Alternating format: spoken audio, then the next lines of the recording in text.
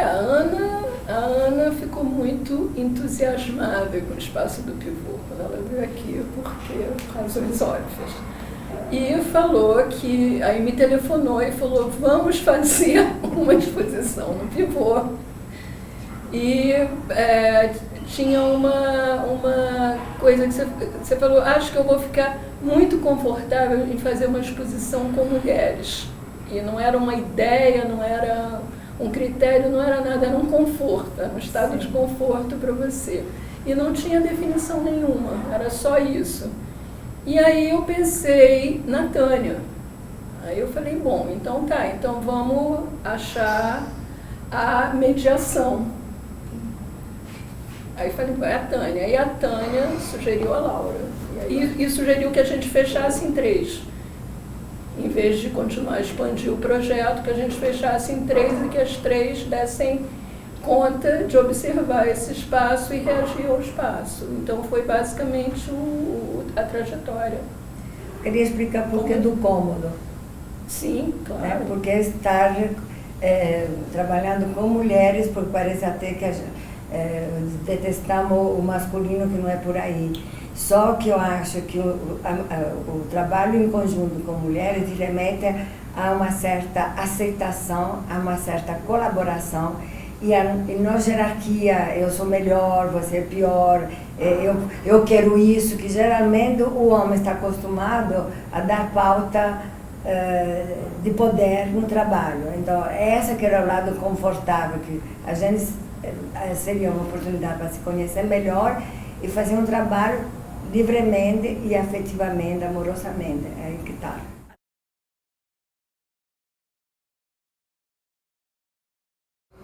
Sim, porque somos 3 gerações diferentes, né?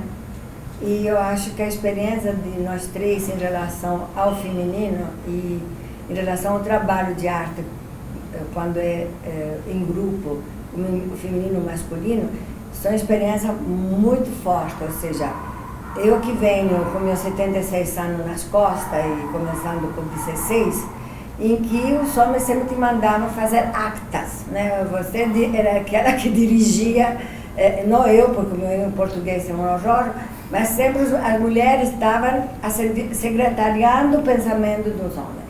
Nós agora estamos nos expressando com o nosso sentir feminino. Aliás, desde os anos 60 tem um ganho até para todo mundo, até para a produção masculina. Então, era esse do lado confortável, né? Que ninguém ia me mandar servir cafezinho ou a redactar o projeto. Talvez essa coisa política também que é interessante das 3 gerações, é porque, de alguma maneira, apesar de a gente ser 3 gerações, a gente não é uma geração que não tenha vivido só um momento, por exemplo, político brasileiro. Assim, a gente está falando de uma força feminina, né, numa construção, a gente tocou nesse assunto, começou assim, mas as 3 já viveram momentos diferentes, inclusive atuando com o trabalho, e existe sempre uma forma política, ainda que você não faça uma arte partidária, de fazer o trabalho de arte, né? Então acho que isso também, talvez agora nesse momento, talvez a gente esteja falando dessa coisa feminina, também se configure como uma coisa importante, assim, não sei o que vocês acham.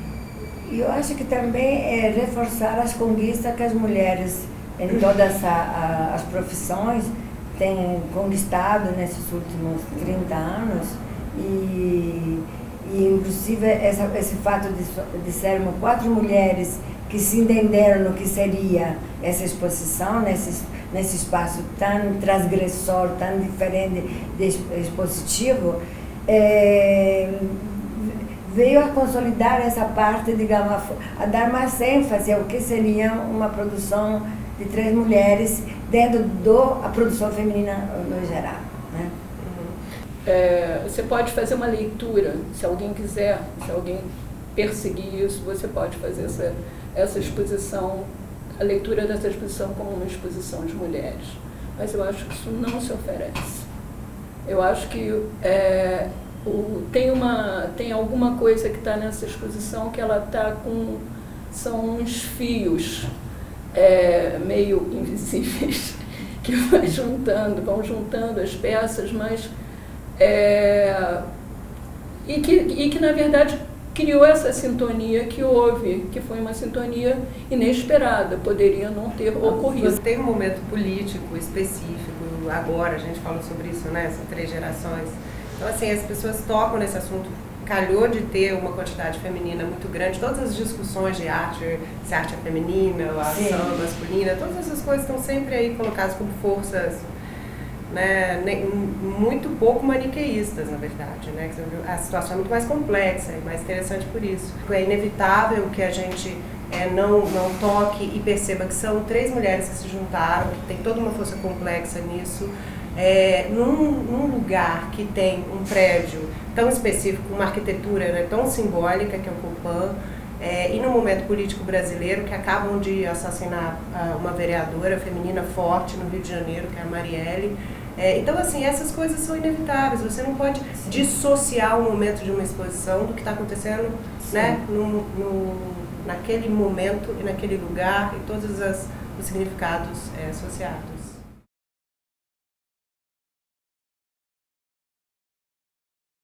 A primeira definição foi da Laura. Acho que ela foi o teto. Bom, me lembro disso. Eu acho que foi o teto. A Laura foi a primeira pessoa que chegou e falou assim, o pivô, eu tenho vontade de fazer um teto rebaixado no pivô, onde as pessoas têm que se curvar quando entram. Isso me lembro. Ana não tinha definido, não. Eu ainda não tinha Aliás, definido. eu tinha definido que eu não ia fazer um trabalho específico para o pivô.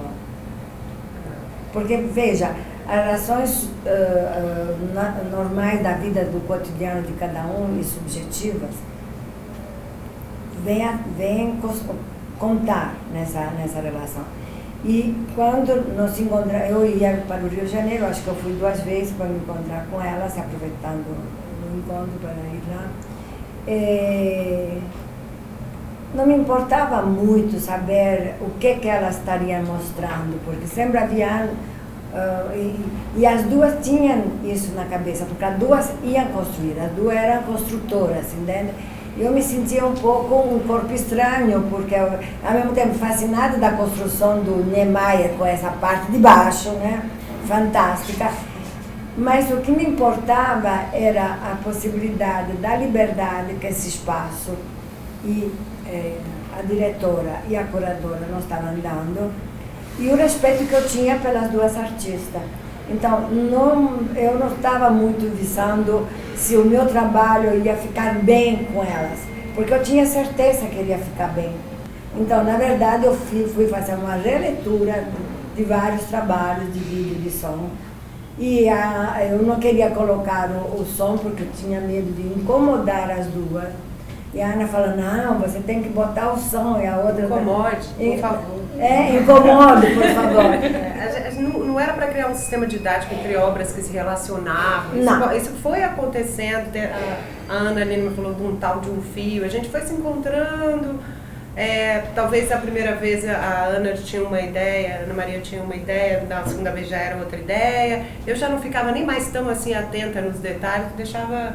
Né? E os trabalhos estavam acontecendo, assim, os meus começaram a se definir devagarzinho, começou realmente pelo teto rebaixado, mas foi maravilhoso porque, por exemplo, eu trabalho muitas vezes com também uma noção de o espectador, ele chega no local e pode ser que ele não perceba exatamente certas coisas que estão colocadas, como é que você percebe, né, o local que já tem uma história. E se você realmente está se dando conta do que está colocado ali. E a Ana Lineman também trabalha com uma coisa assim de invisibilidade. Então o meu trabalho você tem que, na verdade, se adaptar a uma estrutura que está rebaixada, sempre por cima. E aí talvez você perceba o trabalho dela que é uma coisa invisível, que não precisa ser dita, né, no sistema de dados, de informação da exposição. É invisível, é sob a percepção.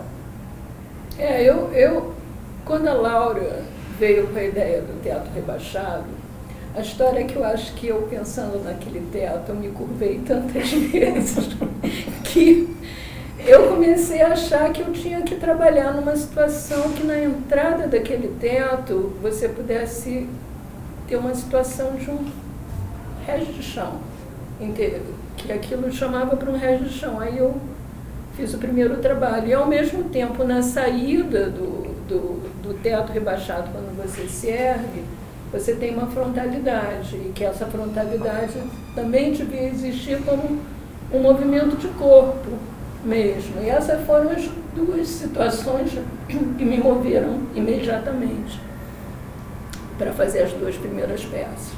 E eu acho que essa situação, ela continua, né? Porque, de certa maneira, você também vai ter que prestar atenção se você senta nos ovos da Ana Maria. Se você não continua...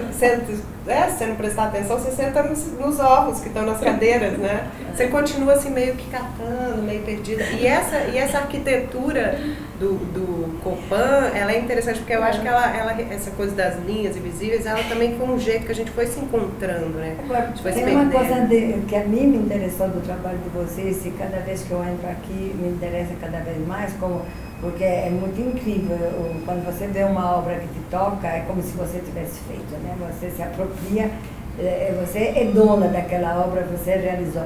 Tem um lado de brincadeira, ou seja, eu acho que todo bom artista tem uma criança viva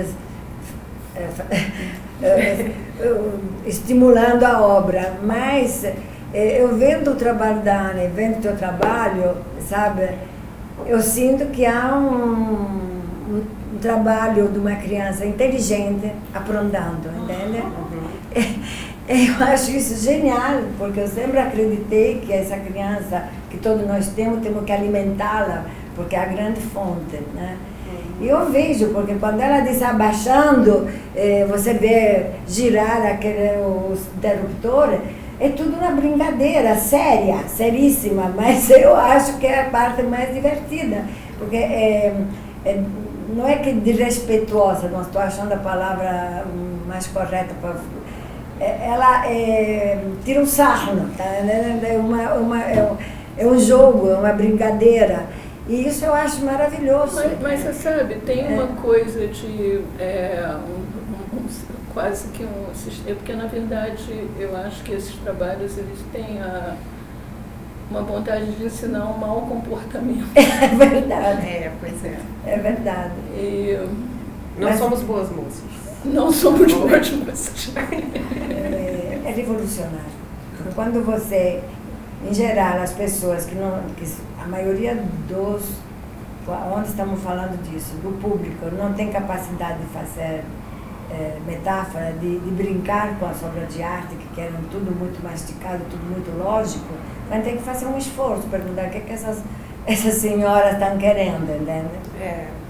Não estamos na época de prestar serviço. Não. Eu não me considero nem videomaker, nem música, nem escritora, eu brinco com isso e de vez em quando resultam coisas sérias. Ou seja, há uma parte também, um jogo atrás da minha obra. E a cadeira com ovo, ontem estava falando que é obras que vêm, que eu retomo, né, como Um Dia, que é um vídeo um Super 8 filmado em 76, que terminei em 2014. Eu não tenho pressa com certo tipo de trabalho, porque na verdade são produtos de pensamento, é um exercício do pensamento. E o pensamento não se define ipso facto, muitas vezes necessita tempo, tá? Então, por exemplo, a cadeira com ovo, que é da série A Vida Fora, porque Vida Fora, especialmente nós mulheres, estamos expelindo ovo até para ficar velhinha como eu, aí nós não bota mais ovinho para fora. Mas, porque acho que tem uma parte, quando se pergunta, é arte ou não arte? Estávamos ontem falando que o trabalho contemporâneo tem um lado performático. A Ana trabalhando é uma performance. Quando ela manda cortar a parede, há uma parte, entende, que não há uma formalidade, há um movimento, há uma ação de movimentos sostenidos. Então, a cadeira vem de uma série que eu chamo Vida Fora, que é o ovo, que todo mundo já fez imaginário, quantos artistas já trabalharam em cima do ovo. entende? São elementos que você retoma, porque está no arquétipo da gente, e ele é, ao mesmo tempo, uma ameaça ao ovo, né? Porque se você, né? Tanto que jogaram um ovo para o nosso político agora, né? Ele é realmente ameaçador, é um embrião. Eu não sei, não vou me estender muito, porque essa é uma obra que começou em 1973, a primeira vez que aparece em Autoantropofagia na Boca. E não largo mão de certo arquétipo, de certa ideia, assim, entende? Então, claro que indo e vindo, eu falo de vida e morte, e o ovo é o próprio símbolo, né? E é engraçado que o ovo é uma palavra políndromo, se diz quando você pode ler de cá para lá. Palíndromo. É isso. É só, eu acho que são em cima dessas brincadeiras, e esse, ao mesmo tempo que não são brincadeiras, porque está dentro do nosso imaginário, desde que nós conhecemos por gente, que constrói o meu trabalho. Eu trabalho, eu pego um objeto e eu ajusto esse objeto a uma situação a qual ele não pertence. E eu ajusto, eu trabalho até o trabalho parecer que aquela experiência não relacionada a ele tivesse sempre sido a segunda natureza do trabalho. Então ele é um trabalho preciso de ajuste. Eu jogo muito trabalho fora e eu guardo poucos trabalhos. E ao mesmo tempo eles são formalmente muito diversificados, eles têm aparências muito... A máquina uma máquina e uma xícara cortada, para mim, eu estou lidando com a mesma questão. Ele é praticamente parte do mesmo trabalho, do mesmo mundo, do mesmo conceito. Eu só vou meio verificando como eles podem escorregar para situações diferentes. Eu estou mostrando aqui pela segunda vez, dessa mesma versão estendidíssima. Ela já é também uma segunda maneira de pensar a estante, porque ela já não está mais pensando uma estrutura de narrativa, ela está pensando uma estrutura narrativa, mas ela está pensando numa situação física de uns ninhos, ela ganhou vida própria. Então, ela é suporte e ela é objeto. Então, isso estou experimentando aqui, é uma coisa completamente nova. Mas, basicamente, as máquinas e as xícaras, elas procuram, na verdade, elas tentam de novo. É um universo disfuncional, é um universo do comportamento inadequado, é um universo de abrir campo para outras possibilidades possíveis de determinados, para usar uma palavra que a Ana gosta, significantes.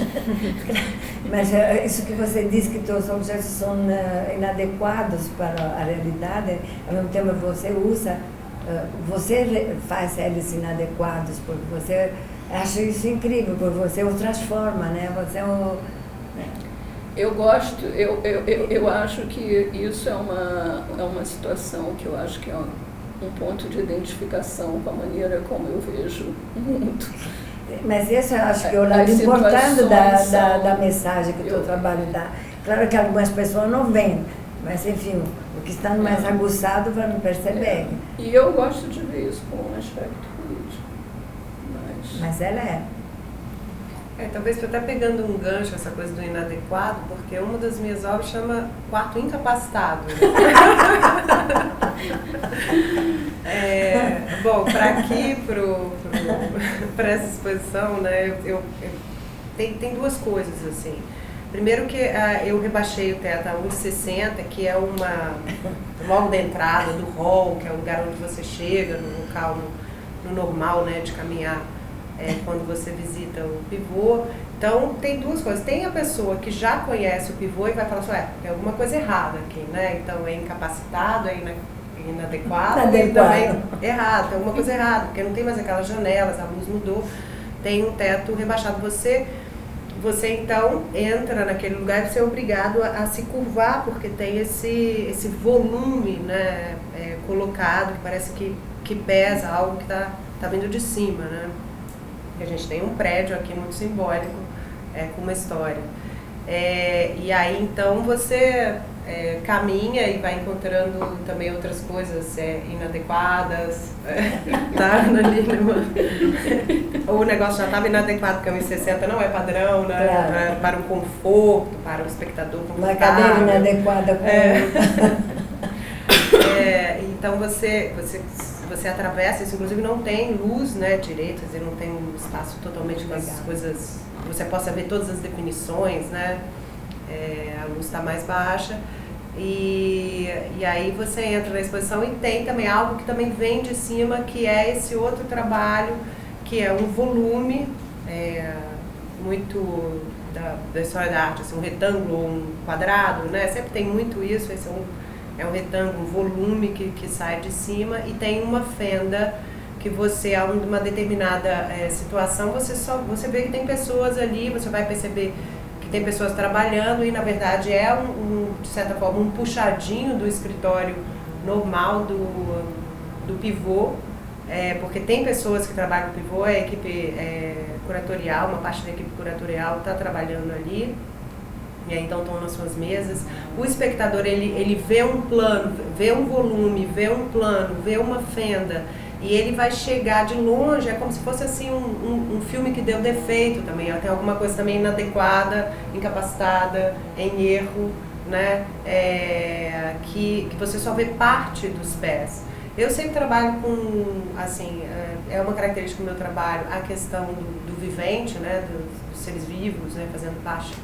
Então, nesse caso, eu quis testar um trabalho novo, assim, é uma coisa interna no ateliê, você sempre está impelido a, sei lá, ser bastante kamikaze, né, tentar um trabalho novo, etc. Então, eu aqui no Pivô, com essa situação, eu tenho uma predileção por lugares estranhos, assim, fazer obras em lugares estranhos.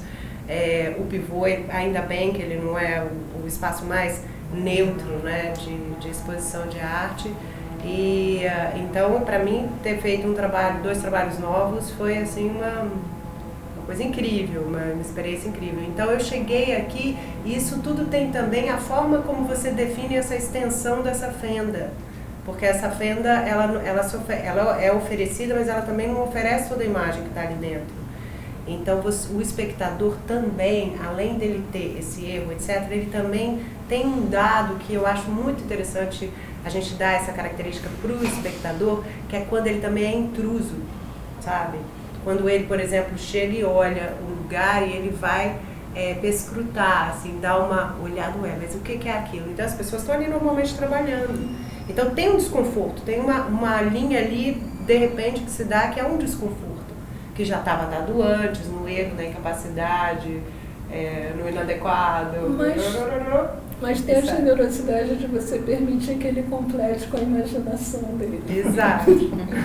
Acho que toda exposição inadequada dentro de certa necessidade de algumas pessoas vai achar estranho tudo, né? Desculpa. Não, que eu queria falar dos vídeos que eu não em termos de...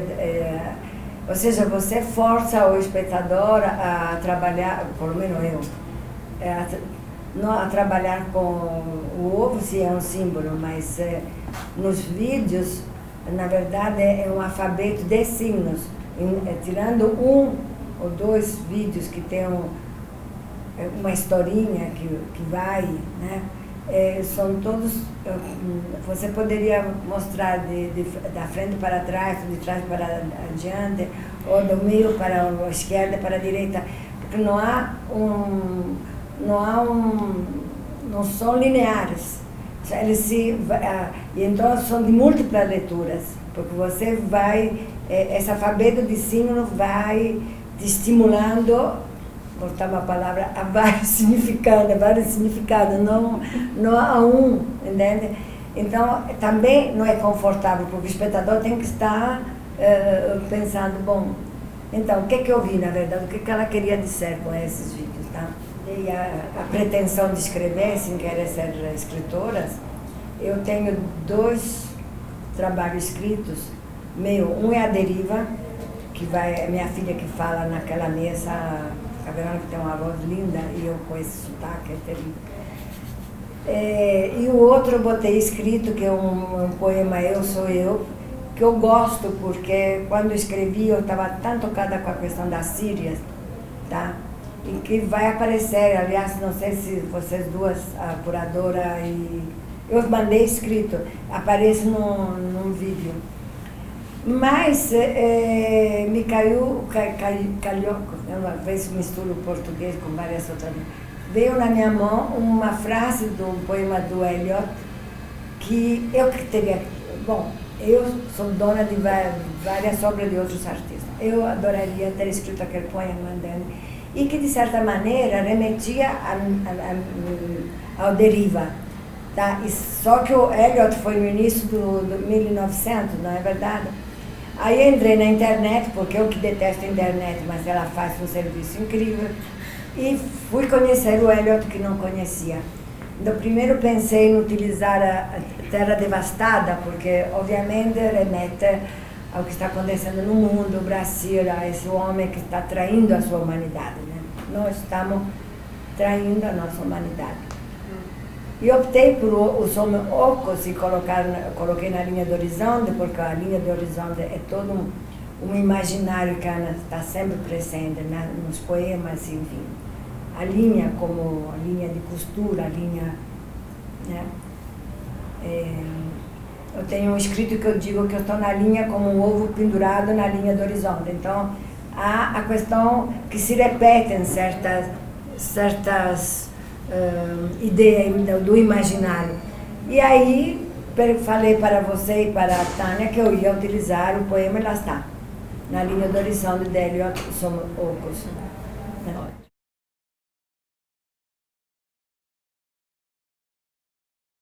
Tem também uma outra coisa que a gente, com o título, né, Imanã, que veio dessas, a gente quando conversava, falava assim, não, porque Ana Maria Maiolina, Ana Línia Maia, Laura Lima, aí era uma trava-língua, né? Acabou que a gente foi juntando, a Tânia veio com essa sugestão. No final, a gente tinha um grupo de WhatsApp com nome gigante. Enorme, ninguém vai lembrar, é imenso. A gente devia ter feito uma música também, além do pôster, né? Uma batida e tal. E aí a Tânia Rivera sugere o Imanã, e a gente percebe muito com essa coisa de Via São Paulo aqui, que o Imanã tem esses triângulos, né, do I, também pode ser Ele é quase um palíndromo. É quase um palíndromo também. Ele é quase. Quase um palíndromo. Então a gente se lembra do trabalho de um artista que é o Bernardo Ortiz, que tem um heterônimo que é o Stanislau Jiménez, e aí começam os personagens, né, a aparecer e tal, e ele constrói, então, Stanislau Jiménez faz um programa de computador, e o Imanã tem 5.000 combinatórias, né? Então ele escolhe disso e desenha uma tipografia específica para estar aqui junto com esse imaginário e tal. E é um artista da América do Sul também, ele necessariamente não está aqui porque essa história ela perpassa, né? A história brasileira, a história da arte da América do Sul e tal. Então foi também, eu acho que e ao mesmo tempo um heterônimo criando esse pôster e essa entrada, assim, que é como se fosse um papel de parede. Queria chamar a atenção numa coisa, nas risadas, que todo mundo aceitou, porque como a exposição é inadequada, a gente recebe o público com gargalhadas, assim, né? É verdade. Gargalhadas.